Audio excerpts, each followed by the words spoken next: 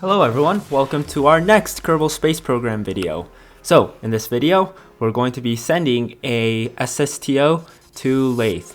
And if you haven't seen the title already, and if you don't know what an SSTO is, which you probably should, it's a single stage to orbit, which means that it's a craft that will get into orbit around Kerbin in a single stage. So, here we are building the craft. It's going to just be a very streamlined design. And yeah. So, quick big announcement here. I'm probably going to stop that International Space Station series that we've been doing because I just feel like it wasn't attracting people as much. I know some people really liked it, but yeah, it was kind of getting a bit tedious there on the tedious side. So I think we're going to end it like that. So, hope you guys aren't disappointed, but we are going to start a new project soon. So that International Space Station thing was a project in a way. So our new project is probably going to be where we make a giant base somewhere, and I don't know, probably Minmus somewhere close because I'm not too talented at KSP. But yeah, that's probably going to be our next project. So yeah, so here we are, back to the subject of the video. We're making the SSTO there, and we're making sure that we have enough intake air because of course more intake air, more thrust, obviously. Yeah, pretty cool design. I was pretty proud of this, but I'm not really, I don't know, I'm not a fan of SSTOs, you know. I prefer rockets any day. It's just SSTOs, I don't know, they're slower. Like for instance, to get into orbit I feel like it takes longer, and to get to a different planet. They're fun though, but I don't like them as much as rockets. But you know, SSTOs are still, they still have a bit of a challenge, which is always fun, isn't it? So anyways, we're just building the whole thing here. A total of 6 Rapier engines and 2 nuclear engines will give us a thrust to weight ratio of about 1.2, 1.3. Yeah, so I did replace the shock cone intakes with the ramp intakes because I just wanted more intake air while we were in the lower atmosphere. Anyways, here we are taking off. A little cockpit view right there. Yeah.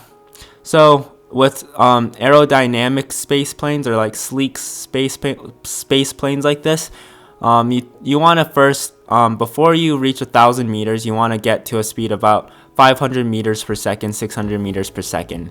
So that way you can have enough horizontal velocity before you start going up. Alright, so I'm just going to go over the ascent profile real quick, that way you guys know. So 500 meters per second, and then after that you can start pitching up at around 15 to 20 degrees all the way up to space.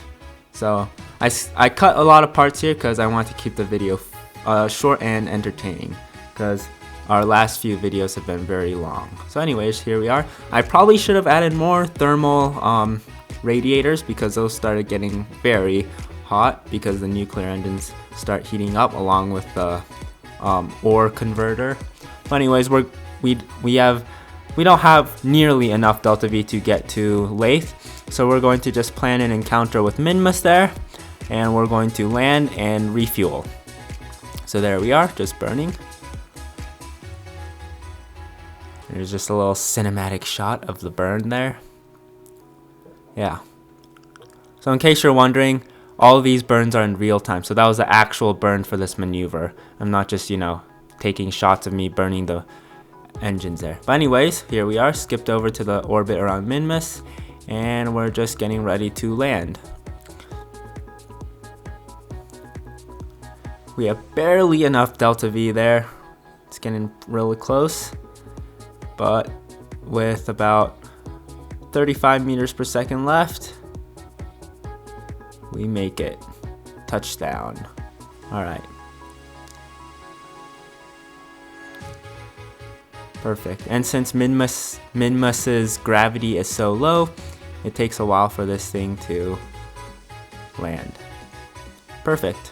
And now we can just turn off RCS there, turn on the brakes, and start converting ore from Minmus's surface to liquid fuel, oxidizer, and monopropellant.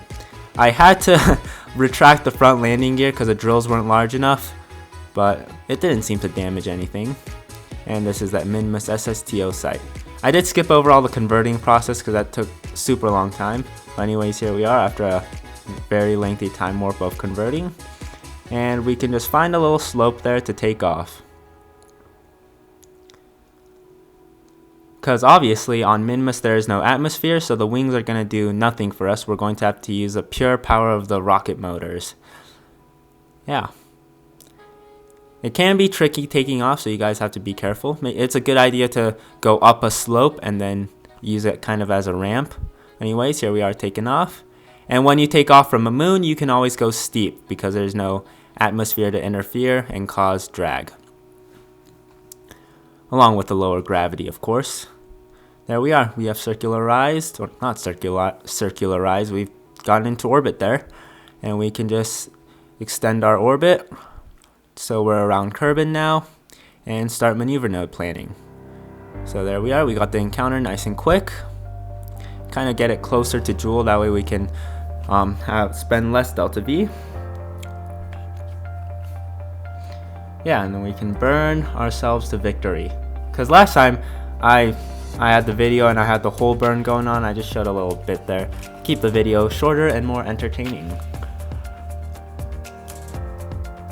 Alright, so now we can go over and time warp our 4 years. Poor Kerbals have to stay inside there for 4 years, but that's fine.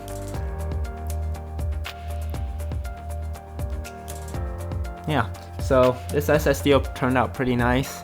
I don't know what I'll do. I might post this on Steam Workshop, if you guys know what that is. That way you guys could try this SSTO out, but yeah, I need to figure that stuff out. Anyways, there we are. We're burning more. That way we can get an orbit around Joule. That way we can get an encounter with Laythe.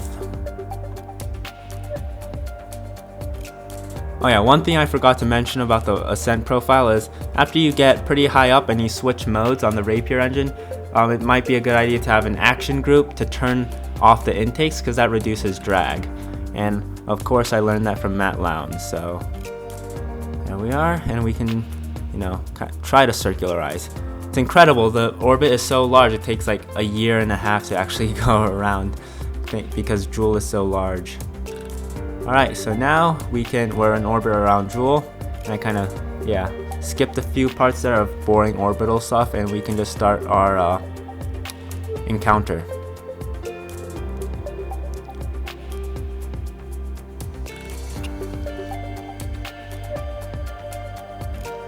Alright, and now we have an encounter.